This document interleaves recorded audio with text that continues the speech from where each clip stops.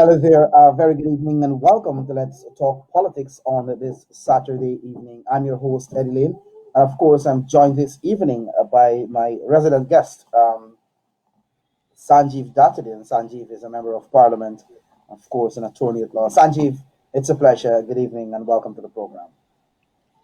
Good evening, Ed. Good evening to your viewers. Good evening to your listeners as well. And as usual, it's always a pleasure to be here. Certainly. So it's been a while. I think I missed you last week. You didn't join me, but you were sometime earlier last week. You were on the program. But I want us to examine a couple of things that are taking place in the public, in the political arena, so to speak, on this Saturday evening. When you reflect, quite a lot of things have been happening. When you look at what we have been doing as a government in terms of improving the lives of people, bringing benefits to citizens. Uh, Practically, we're well on course to transforming this country for the betterment of the people regardless of where they are. But also, while all of that has been happening, you have an opposition that has been busy spreading lies, misinformation, trying to divide people.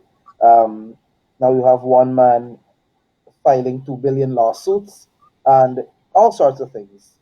Absolutely no constructive contribution whatsoever to the improvement of the lives of the citizens of this country. So when you look at what is happening, you have a government on one side that is busy uh, creating opportunities, developing the country, while on the other hand, you have a group of guys who call themselves opposition, who are supposed to be quote unquote holding the government accountable, busy with their narrow agenda of divisiveness, of misinformation, um, of all sorts of claims.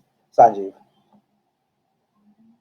Ed, regrettably, this is the situation that continues. Um, it was startling that there was the opposition leader in the market saying that 25 and $50 million grants were given to businessmen. That is, of course, not true. That was debunked and responded to very quickly by both the government service and politicians, and in fact the business community. It it's still startling. It is still disturbing that what keeps happening all the time is these stories that are so easily to disprove are being spread. I don't know if what it is the opposition have run out of things to say, and maybe as a result, they're inventing things and they continue to invent things. I don't know if it's because they've been doing this for such a long time during the elections, the results and the situation then that they're doing it. But that's not true. There were COVID cash grants given out to the citizens of Guyana in the sum of $25,000. There was the first round to which went out. There was the second round that is going off, which is known as the pink slips, the ones that they're coming back to. And it's not going as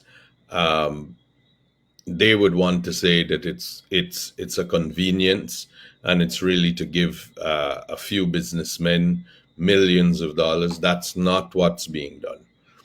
The government and the Irfan Ali-led administration recognizes that the people of Guyana are in a pandemic, as is the world, that they can use and they will benefit from a little financial help at this time, because jobs are not, some of the jobs that people would have are not as easily available, and people have to stay at home a lot more. And in an effort to assist with those who would be disadvantaged by that because they're not able to go out and work, they have received cash grants.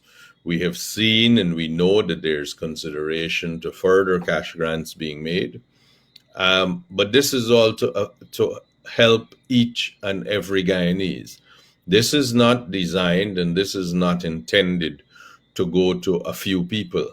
And it is not going to a few people. And there are checks and balances throughout that make sure that that's not what's happening. And for the opposition leader to have said that openly and portray it as a fact is really, really disappointing. It was plain and simple a lie. That is one side of what the opposition is doing. Then we have all these comments, which are most unfortunate, that has spurned so many comments about race when one of the opposition MPs would publicly say that one segment of the society are mentally lazy. Bearing in mind, that's the same opposition that we have that tried to convince people of these ridiculous figures that about the COVID cash grants, that tried to convince people about dead and migrant voters, that tried to convince people for months about things that did not exist. The whole world saw through it. The whole world is still seeing through it. And you say that because the people are the supporters of the PPP, support the PPP and stand up for what is right, stand up for democracy, that they are mentally lazy. That is most unfortunate. That is from an opposition MP, a sitting member of parliament. That is a horrible thing to say, and the racial undertones are unmistakable. Then to try to defend it and to try to instead of accepting that, look, errors are made, good leaders, leaders that have the interests of the people at heart, if they say things and if they make public statements and those statements are either misconstrued or not true, then the duty, the obligation, and the hallmark of a good leader is to clarify or correct and to say to people, look, I hear what you're saying. That's not what I meant. Or to say to people, I hear what you're saying. I've reconsidered what I said, and this is not so. Those are the hallmarks of what a good leader will do in that situation. The obligation and the relationship that flows between a leader, a politician, and the people must be one built on truisms and built on facts. You must be able to state very clearly what is going on so that people will have trust in what you say. And how do you build trust? You build trust by saying to people tell them the truth of what is going on. If you are misunderstood, you clarify it as quickly as possible. If what you've said is not true and you realize it not to be true, you withdraw it. That is the hallmark of what leadership is. And unfortunately, with all the other things that is going on, with the pandemic, with the uptake of vaccines being low in Region 10, which is known to be favorable to the opposition in the past, all of these things that to join the drive that is being led by the Irfan Ali led administration to get everyone vaccinated as quickly as possible. Encourage your supporters to the uptake, encourage your supporters to get signed up for the 20,000 scholarships so that they can benefit, so that they can make themselves more competitive in the work environment and take advantage of education that is available to them. Instead of engaging on these things, instead of encouraging people on these things, what we have are vacuous statements and lies being peddled and promulgated by the opposition and the opposition machinery. To what end? To what end? What does it benefit anyone to lie about the benefits of the COVID cash grants when people depend on it? What does it benefit anyone to get into an argument about, or to say, to call people of the country mentally lazy because they don't support you, because they see through your lies, because they see through your charade, and they recognize what it is? Why do you have to insult people for things like that? You should look at yourselves and figure out, what will you do differently, and how will you, quote unquote, hold the government accountable?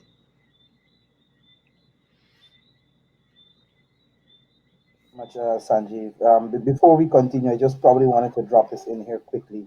For those who have been following the UFC debut of Carlston Harris, Guyanese UFC fighter, has won on debut um, in Las Vegas. I sent the photo there. I was trying to get the photo up, but if I can quickly share. Um, he has beaten Christian Aguilera on his UFC debut in Vegas.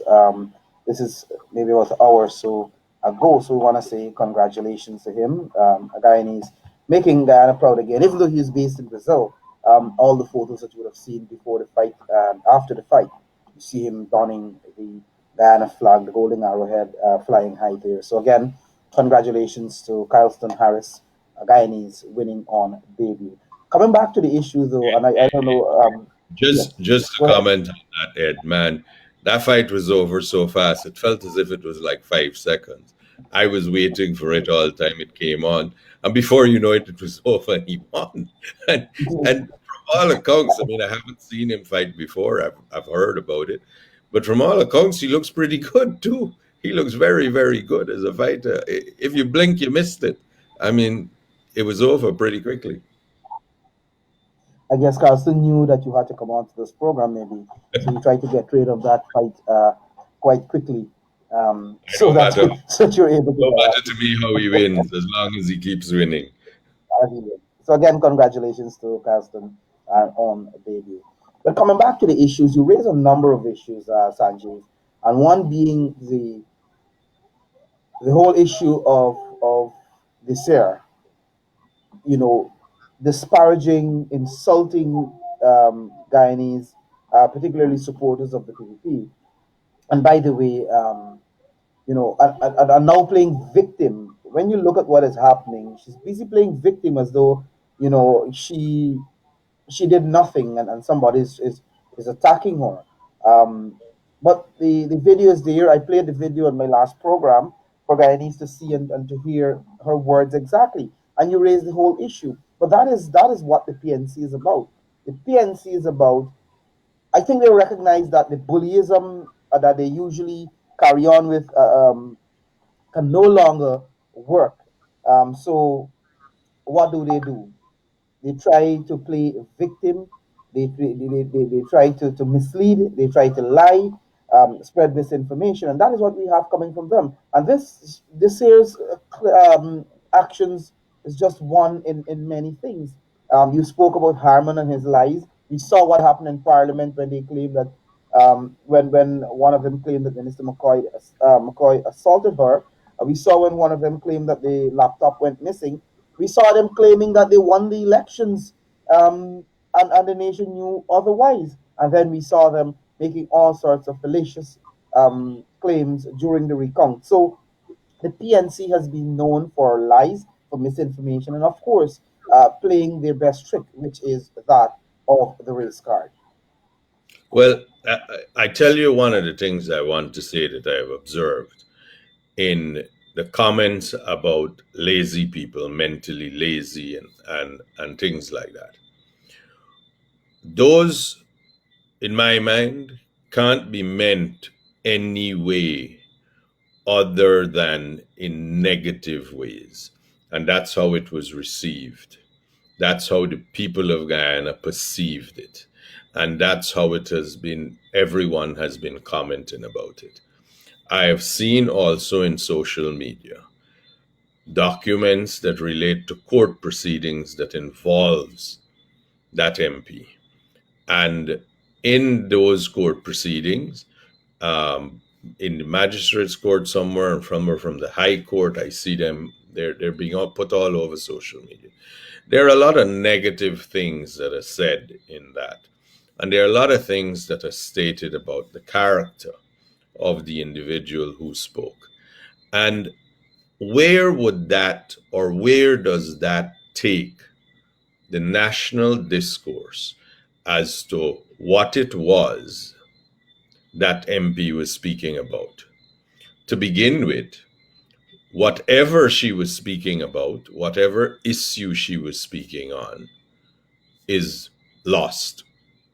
It is not known what it was, because the only thing that stood out was this very disturbing comment. The response that has been engendered to that comment has been about her and her character and matters that involve her in the court in proceedings. That doesn't, again, advance the public discourse. That doesn't, it benefits no one. It benefits no one to attack the people of Guyana as being mentally lazy. It benefits no one to classify people by race. These things are things that have been used in the past to control people, to divide people when there is no real division, and to achieve purposes of manipulation. That is it. It is only intended to be a tool of manipulation. And that entire episode, it was a terrible thing to say. But this is not the first time that comments from that particular MP have been made to the nation about things about race. I was there in Parliament when, during the budget debates and the budget speeches that were being made, comments were, for example, that MP had said that the Minister of Finance did not thank his staff and did not thank the people who helped him to prepare for budget day and to prepare the budget. That was false. It was recorded in Hansard very clearly that the minister did thank in very detailed terms all of the persons who had done so. And that was highlighted in minutes, within minutes after that MP had said that. So the credibility of the things that have been said by that MP are continuously being debunked. Statements, allegations, assertions are continuously being debunked. Now that there is no substance, the fallback position appears to be to raise the issues of race, to raise issues that are designed to divide people, designed to invoke in people emotions, to not address or to look in front of them and see the issues that of what it is. I mean, in all of that time, when they spent all of that time making those comments, Ed, roads have been built. We have seen in the newspapers and everywhere about the bypass road and how far along that has gone. We've seen about roads that have been repaired. We've seen the work that is being done on the roads in areas where there were problems. Bridges we've seen repaired. The interior locations, the hinterland, we've seen what has happened. We've also seen what is going on with schools. Schools are being done. Minister Manik Chan is pointing out that we have finally gotten on the way of setting up smart classrooms. We have introduced scholarships as promised. We have introduced issues even in agriculture. We have large scale soya farming.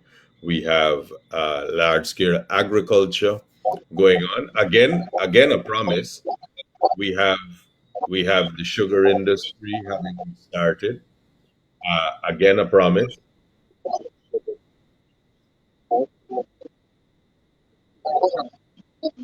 Yeah, we have the sugar. Um, the sugar industry has restarted. We have all of those people that were off, that were dismissed and unemployed in the sugar industry. We have a lot of them back on the job. You see in the newspapers that there is currently a push to make targets. All of this is going on, and here we have an opposition MP trying to say that people are mentally lazy. I I don't understand how that advances the discourse for the nation. They ignore these really important issues that are being dealt with. They ignore the development that is taking place. We've seen tenders go out for the Harbour Bridge. We've seen tenders go out for road, major road projects. We are seeing these things happening right before our eyes. We see the minister, the two ministers, in fact, Minister Rodriguez and Minister Kroll in the Ministry of Housing, um, distributing house lots, areas are being opened. All of that is going on. And the opposition's main comment is that the government supporters are mentally late.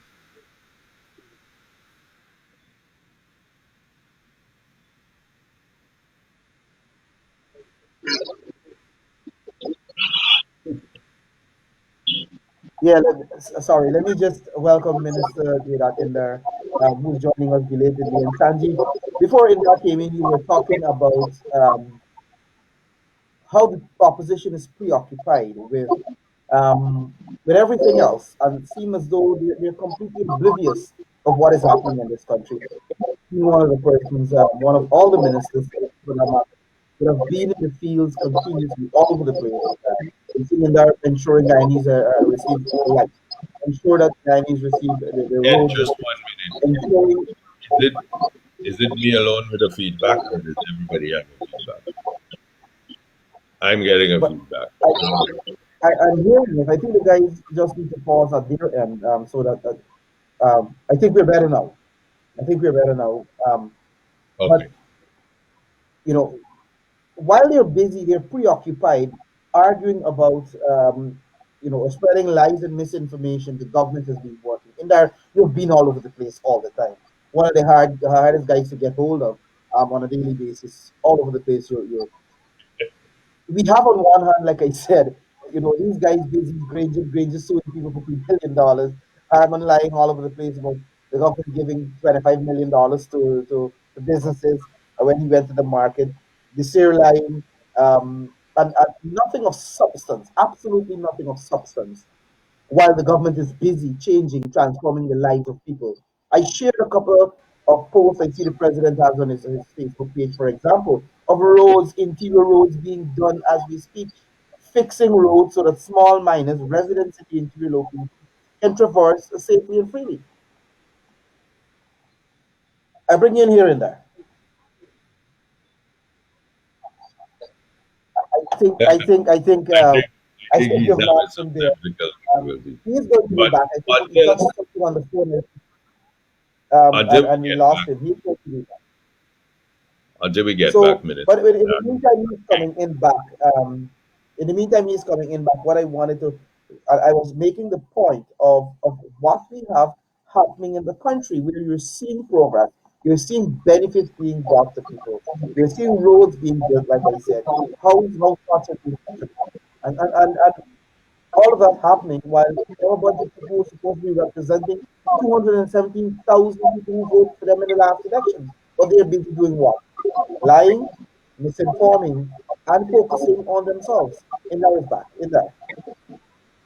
Thank you very much for having me, and thank you very much, Sanjeev. So I just got a gist of what Sanjeev was talking about in terms of the various things that our government is doing. But let's just backtrack a little here, Jay. Now, you have team of people from the opposition side that was attempting to rig an election, thief an entire country, lied about their SOPs, lied about the results, and misled their people. These same actors are now in government. I'm sorry, in the opposition benches in parliament. And they go there and they do the same thing. So we have to look at who is doing the talking here and judge them from their actions. Listen, a tree is known by its fruit. And we as a people in this country have to judge what fruits they bear. So now they're going about trying to sue people for money. They're trying to say that the COVID vaccines, they're trying to discourage people from taking the COVID vaccines. They try to talk, they make these wild um, statements about mentally lazy people and so on. We have to look at the people that are making these statements. We have to make sure that we let the Guyanese people know exactly that these very people were the ones trying to rig an election. They have what we call persona non grata. So let's look at our record and what we have done in our short stint in office for the couple months that we're there from August to now. We've passed two budgets. Right? Those are one of them is $329 billion. The other one is 383.1 billion. Those are massive spending that is being going on in the country right now. You talk about infrastructure, you talk about um, social services, you're talking about tax cuts, you talk about reducing price of building materials. We are doing it. We are on the ground doing it. We are trying to educate our people. We have just launched the online training platform with 20,000 scholarship. We are doing it. So for them to come and criticize our actions, fine, you criticize, you're the opposition, but that is all you can do. Let's see what is transforming the lives of Guyanese people. We are building roads in places that never seen roads. We are giving people electricity in places that never had electricity. We are building bridges back, all of the dilapidated infrastructure in the hinterland and on the coastline. We are building them back. That is the mainstream infrastructure. But let's look at the transformative ones. Sanjeev just spoke about the Demerara Harbour Bridge. That tender is out. That is a massive project. We are working on the gas to show project to bring down electricity costs and energy costs throughout the country by more than half of what it is right now. Right now, it is about 30 US cents. We are trying to cut that down more than half. That is what our government is doing. We are transforming this country, but at the same time, we are addressing the kitchen table issues about cost of living, about taxes, about the man, make sure that the road in front that he go in and walk or he go in and ride a bicycle or drive on is proper. That when he turn on his switch, electricity come on. If you turn on the tap, water comes out proper. That is what we are doing. We don't. Our government are busy dealing with matters that are changing lives for the better. So to have the APNU and some of these minions go around the place talking about our actions in government. Let's look at what they done. What we have done in the short stint in months, they have not done 10% in the 5 years that they've been there. Not even 10% of it. And you can do independent poll and they will tell you the same thing. They will tell you, look at what we do. Everywhere you see a minister. You see a minister in some nook and cranny where they never see minister before. I could tell you I walk in the ground, as you said, Eddie. I am everywhere. I work all the time. And that is a reflection of the vibrancy of the Irfanali government. All of the ministers, you check Minister Manichan, Minister Zulfi, Minister Charles, you check Minister Sonia, Minister Tan, Minister Ejil. Everybody, we are everywhere. And there's just a few of them. We are everywhere in this country talking to people and getting their issues dealt with. Minister Vindi, She's dealing with the human services side of things. All of those pension issues, disability issues, all of those issues have been addressed. So for people to say that talk ill about our government is just because they just have to do that. I don't pay too much attention to them. All the time they will call me out or will call us out on certain things. I don't even have the time to answer them. Whilst they are doing that on social media, I'm busy changing lives on the ground. And my colleague ministers are on the ground changing lives.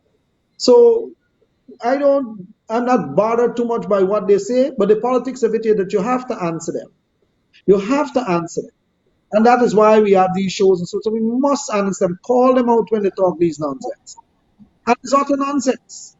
Now, why would I expect better from a young and upcoming politician like Amanza Dizzy something like that is on it. I can never get it right.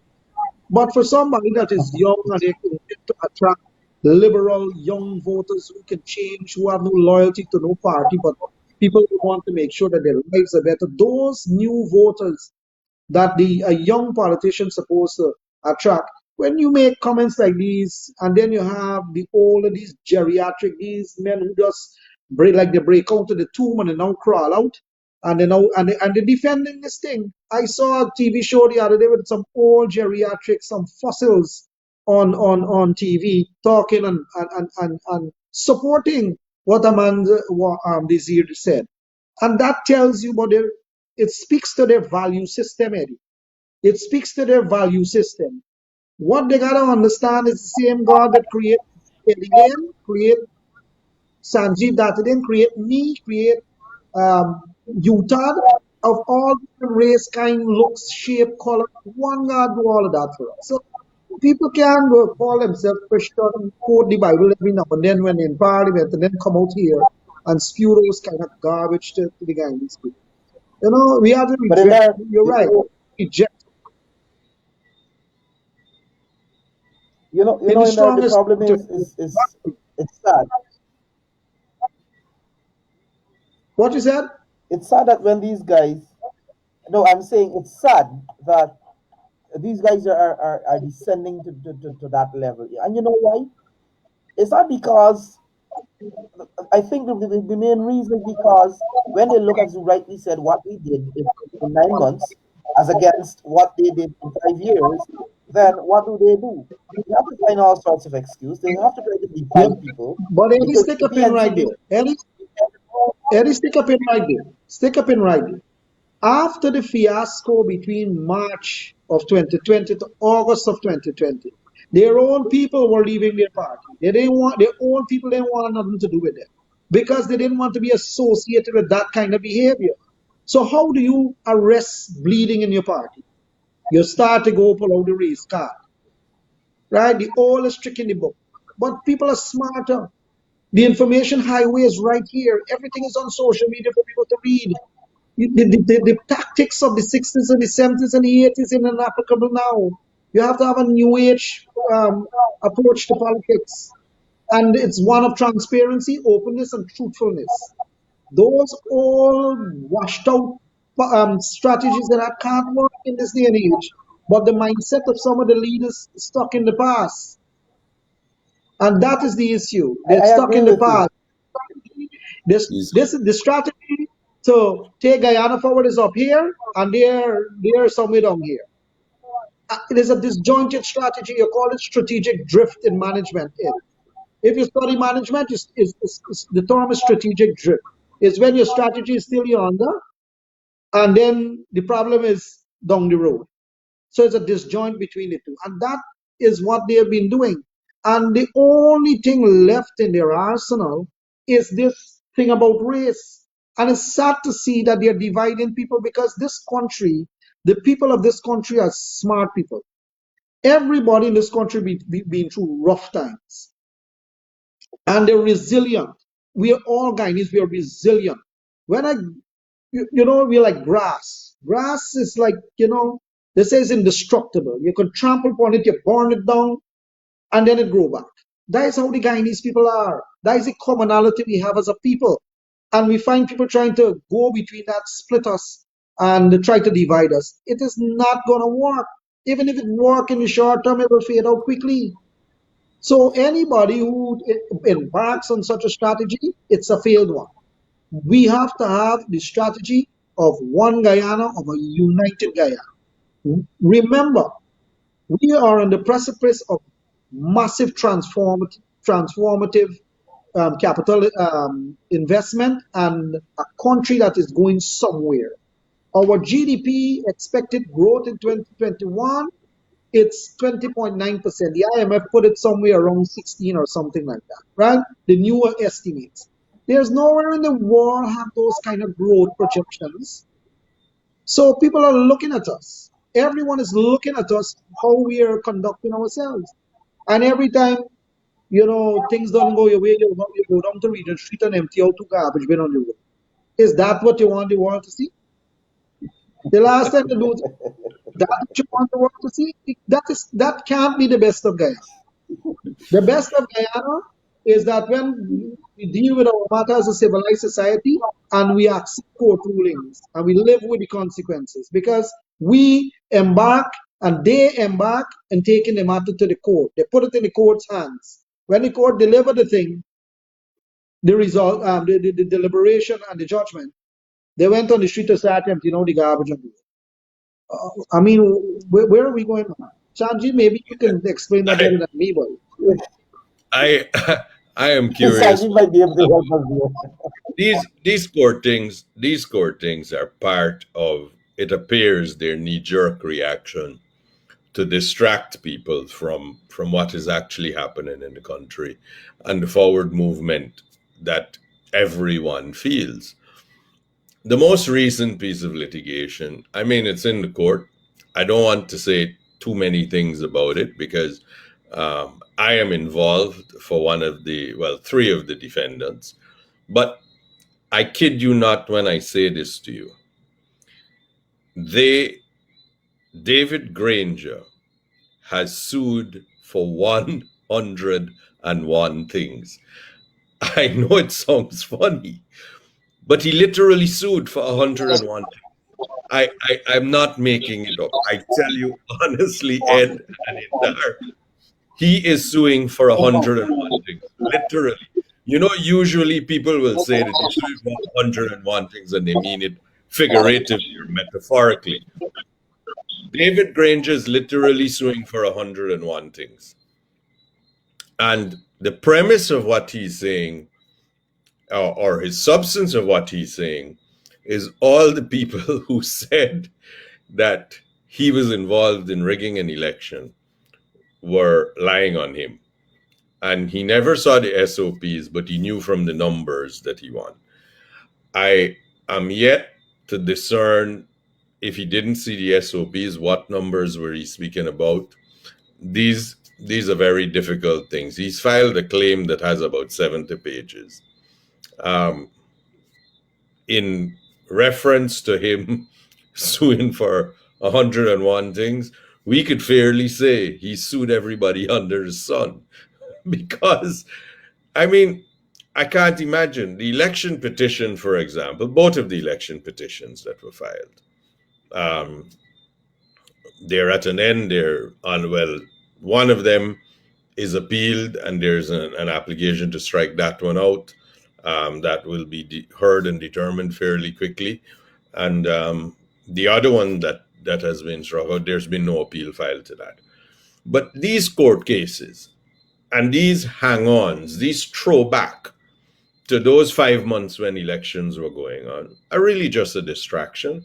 There is no sane, reasonable person, man, woman, or child, in anywhere in the world who believes that at the end, the declared result of the election was not fully representative of the will of the Guyanese people.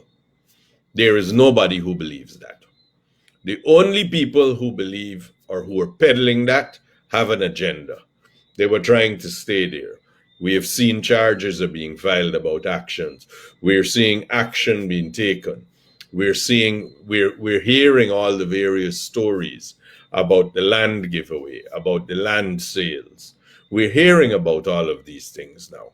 But there is no sane, reasonable person who believes that in the end, on August 2nd, the proper and true result of the vote from March 2nd was that was not the true result that was declared.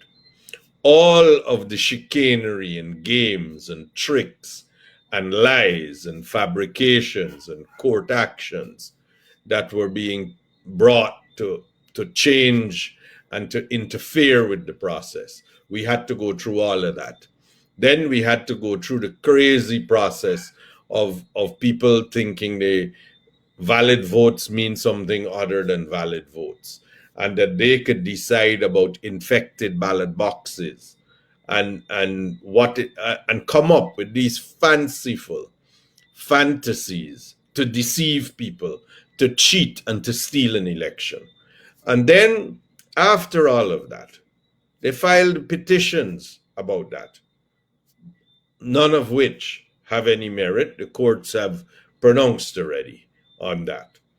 That's not enough. We now have libel But claims, Sanjeev, an attempt to muzzle people, an attempt to say that those who called him out in those 5 months, those who said you are stealing an election, those who pointed out the chain of command and what was happening, it is now that. This is a circus. The nation has moved on. The world has moved on. But we still have these little throwbacks to take us back to that period. And I don't think going back to that period is to the benefit of anyone in the opposition. They will not look good at the end of all of it. Sanjeev, I want to say something. In my humble view, in the sum effects of all of those cases that it brought was to try or an attempt to have the court justify and legalize fraud that they were trying to put on the Guyanese people. All of these cases, they did the fraud in the election with the Mingo thing, and then they're trying to get the court to sanction that fraud. How is it possible that the court will do such a thing? But moving on from that, you talk about this thing that David Granger is bringing about. He didn't know about, he didn't see the SOPs, but he knew the numbers were correct and he thought he would. I don't buy that. Listen to me, Sanjeev and Eddie, you all are the head of the household. Call it that in your own home as men, right? You sit with your wife, and if you got to make any serious decision, you sit and you talk to each other, but each person is consulted on the matter. So let's say you want to move out to go to another place, or you want to send your child off to college. The big decisions, people will discuss it with each other. This is a national election. President Granger was the head of his party and the head of his government. You are telling me that you didn't look at the numbers and check the numbers and double check the numbers concerning the claims that you won or you didn't win? That is, when I was growing up, my mother used to say, I learned pick sense from nonsense. That is nonsense in my view. He must have known. He must have asked. If he didn't ask to see those SOPs and check them on the spreadsheets or whatever they had, or calculate them manually to find out how many votes they have, well, then there's lack of due care as a leader, right? So I don't buy that they say that they didn't know about the SOPs, and the AFC was doing that too. They said that they didn't see all of the SOPs, but yet they're saying they win the election. So how can you claim that you win an election when you haven't seen all of your own SOPs, right? So I don't think that Guyanese people, they underestimate the intelligence of the Guyanese people. I believe that to be so. They underestimate the intelligence of the Guyanese people, and they think that by telling people that they won, people will believe it. If you speak a lie, there's an old Goebbelsian strategy. If you speak a lie too much and often, it becomes the truth. But that can't work now. We need evidence-based election here. You have to produce your statement of polls. And even if without the statement of polls, we had a recount where every single ballot was looked left, right, center, they turn around the back of the ballot, they put it back to they show it to people, and they count them one by one and total up the number. And those statement of recounts mirror the SOPs. So nobody can come now and justifiably say that the election process wasn't counted right. We didn't have the right system in place. Everything was done properly. The variation from the SOPs to the recount numbers is minimal, to say the least. It is nothing to the variation was less than 1% of total votes. So it tells you that election day, everything was done properly. So these guys running around and trying to create and and they use in terms like install government and these fanciful terms that they use it. It's just hogwash. They really need to go back to the drawing board as a party, and look how they can try to keep the votes or keep the support that they already have. But because they're losing a lot, and I can tell you, I've been on the That's a ground. difficult task to Their do. supporters are losing their people. No, That's Indar, what I think. Before you go, Sanjeev, but I just wanted to make the point to pick up where both you and Indar spoke and talk about this deliberate and well coordinated campaign of lies. Because this didn't start in March, March last year. Their entire term was built on lies and misinformation and hoodwinking of the nation because they fooled people about all these benefits and they continued with it. They have gone so far. The PNC has gone so far in this lie and misinformation campaign that many of them took their COVID-19 vaccines and they are telling their supporters in whisper campaigns not to take it. So that is how far they have gone with the lies and misinformation. That they're willing to put their supporters, whatever is left of the support base that they had, they're willing to put those people at risk by telling them, don't take the vaccine, it's going to make you impotent. Don't take the vaccine. The PP is going we're going to track you. They're going to, all sorts of nonsense they're feeding to the people. While they, and Dr. Ramsamy mentioned it the other day, that many of them, after taking the vaccines, were calling him, asking him if he could waive, when it was the 60 years and above, waive the age limit so that their wives, their children, their husbands, their boyfriends, their girlfriends, the people close to them, their parents could get the vaccine. So they wanted to protect themselves, and they want to protect themselves and their families, but they are lying to people. That is how bad they have gone. That they can lie to their own supporters, and that is what they did with all that they've been saying after the elections. All the claims that they were making is because they knew they lost the elections, but they somehow believe that their supporters are that gullible that they could have fed them lies, and they continue to feed them lies because that's their only strategy. And worse yet, when they look around this country, Sanjeev and in there, when they look around this country, they're seeing every day a government that is working for the people. That 20,000 scholarships, that program is being rolled out. Already, over 40,000 house lots have been distributed, almost what they have given for the 5 years they spent in office. Bridges are being built, roads are being built. People are getting water. In there, you yourself overlook people getting electricity for the first time in some parts of this country. So things are happening for people. People are getting benefits. What we promise, we are fulfilling.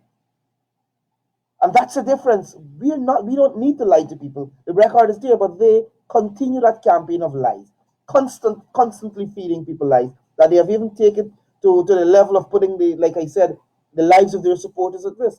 Sanjeev, you were coming in there, Justin, but I just wanted to get that in. and it's very important that we actually do everything we can to make sure as many people who take a vaccine. This is our path as a nation, as an entire people. This is our path. The vaccine should be taken by everyone. As long as you are eligible for it, you should take the vaccine. It is the way to protect your life. Do it for your friends, Do it for your neighbors, your family, but most importantly, do it for yourself. They, there was a day that was fixed for MPs to go and take their vaccine. I took my vaccine on that day, and they were all they, well, not all, they were most of the opposition MPs, past MPs as well from the opposition, who came and took their vaccines. I have heard the same thing that you were mentioning from Dr. Ramsamy, that all of these opposition MPs have taken their vaccine. And it is not right that they encourage their supporters not to take the vaccine. The vaccine is available. You could go to the Ministry of Health Facebook page. You can see all the centers. You could go to any one of them. Take your ID card, get your vaccine. Vaccines are going to become, in time to come, it is going to be the marker. Countries are not going to allow travel unless you have a vaccine ID card. These things are going to happen, as unpopular as they are socially. It is a safety issue. Your employers will want to know that you've been vaccinated. Employees, I understand the strict law that employees will want to insist that they have a right to choose it. Now, that may be so, but your employer also has a right to say that he has a fear too. So you got to realize this is not for an individual, a person, or a race, a status. This is for a nation. For Guyana to move forward, everybody should be vaccinated. The Irfan Ali administration is working very hard at getting vaccination drives organized. There is more vaccines on the way. We've seen that in the press. 98,000 should be here within the next week. 98,000 more doses. So we should go forward with that. The people should realize that. The opposition people, instead of calling people mentally lazy, instead of lying about the COVID grant, and instead of suing everybody under the sun for 101 different things, we should be encouraging people that your health, the health of the nation, the health of me, the health of you, everybody, and they should be honest with their supporters and say, I've taken the vaccine and I'm here standing. I mean, it doesn't cure things that it don't cure. The fact that they were telling lies before and taking the vaccine, they're not going to stop telling lies, but it will save lives. And we cannot divorce that reality from what it is. The vaccine will save lives. The vaccine is the reason that so much in the countries that have got high vaccination rates and higher vaccination rates, that the hospitals are not inundated with people. Because even though you can still get COVID, the illness is less likely to be very severe to require hospitalization. And we should all do this. This is important. This is for everybody's interest. Eddie, I think Sanjeev summed it up there about the vaccine. And I want to make my own personal appeal to our Guyanese brothers and sisters concerning this vaccine. I took it, my family took it. Everybody that I knew, I asked them to go take the vaccine. Vaccine, I have posted on my personal page of a CNN documentary in India, what is happening over the last weekend, about the variant that they have there and how it's ravaging the land, killing people, countless bodies. They can't even count now. It's how bad it is. Now, India produces the AstraZeneca. They produce that, right? Bharat Biotech, I believe, is the company that produced that, right? The US have Pfizer, they have Johnson and Johnson, and then they also have the Moderna and so on that they can use. Canada have some, the UK and the European countries. What is left for other countries in Latin America, the Caribbean, South America? Dr. Fanali, president as is, has been pushing to buy vaccines using taxpayers' dollars for taxpayers. And then you have persons going around nefariously encouraging people to put their lives and family lives at risk and telling them hoax theory that the vaccine have all sorts of side effects that are not listed by the medical professionals, that are not listed by the WHO, who did the approval of these vaccines. So I am urging everyone who are adult, 18 and over, that can receive these vaccines to go take your vaccine. It means that even if you do get COVID, you're not going to end up in the hospital bed. The vaccine will help you to fight off the effects of the virus to make sure it's not terminal, so that you can save your life. And we got to make sure that you understand that the vaccine is to help you, that if you become infected, it will help you to save your own life. And we have to encourage our brothers and sisters from all walks of life to take it. They ain't got no side effects of impotency and all of those things, those hoax theory what they're talking about. Right? Nobody can prove that. It is just wickedness on the parts of some. Because they took it and then they're telling supporters not to take it. It is plain wickedness. Just look at the amount of people across the globe that are losing friends, family members, colleagues because of COVID-19. The virus doesn't discriminate between um, race and skin color. Is everybody under the gun with it? It kills anybody that it comes into contact with, that their immune system that is not good enough to stand up to the virus. You go on by the hundreds of thousands, and numbers are going on globally every day. If that is not enough evidence that this is a deadly virus, you need to protect yourself and vaccinate yourself. Well, I don't know what more we can do. But other than to tell you and to implore upon you to go and get yourself vaccinated, there are sites everywhere in the country. Whether it's Mandir, it's a mosque, it's a church, it's a medical center, where it is, it's the vaccine that is coming out. And we have to thank the finale government to make sure that that these vaccines are available. There are countries in this same CARICOM bloc that don't have vaccine to give their people. Their people want the vaccine and they can't get, because they didn't went ahead and order early when they should have. So they now last in the line to receive vaccines from COVAX and other facilities.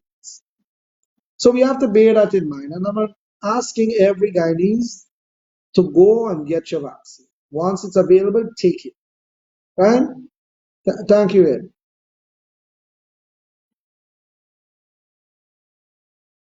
Eddie, back to you. I think we're almost out of time, and I want to join with you before we close here to say to our people, I've just reviewed the numbers while you were talking. 1.27 billion people around the world have been vaccinated. That includes all four of us, all three of us in this program, um, and so many other people. Um, but there hasn't been a single case reported globally, confirmed globally, or a single case in Guyana where a single person died as a result of taking the vaccine. There hasn't been a single case. What there has been, you take Guyana for example, we're way past 150,000 people being inoculated. However, of that, not a single one died as a result of the vaccine. What we do have is that we have 300 plus people died as a result of contracting COVID 19. So I want to join with both of you to say to the people of this country, you have to make that choice. You have to recognize what is happening, that you are safer with the vaccine. It is going to protect you. It's not going to completely protect you from contracting the virus. That is being tested, that is being trialed right now. What we do know is that when you take the vaccine, it reduces the possibility significantly of you getting seriously ill and you ending up dying as a result of COVID 19.